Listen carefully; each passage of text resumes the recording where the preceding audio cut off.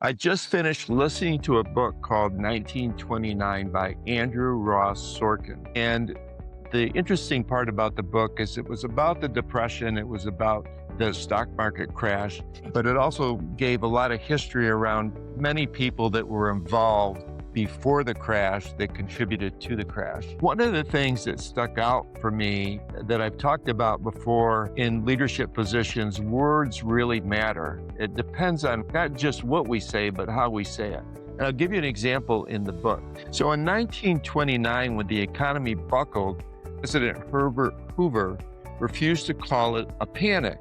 That word had a history behind it, ugly, chaotic, grit. Instead, he reached for something softer, and he called it a depression. A calmer word, he felt, a gentler word, a word he hoped would steady the country. But that single choice didn't calm the moment, it branded it.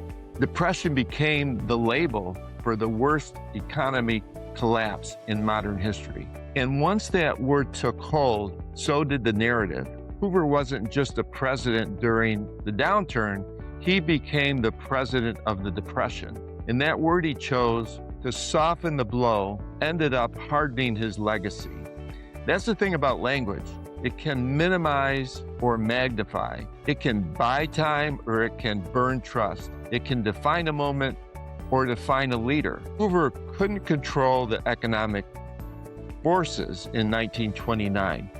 But he could control the frame, and that frame stuck. His presidency is remembered through the very word he chose, depression. And actually, a lot of things during his presidency were positive. But when we think about Herbert Hoover, we think about the Depression. Words matter. They don't just tell the story, they become the story. So with that in mind, remember to follow us on LinkedIn and subscribe to our retained YouTube channel.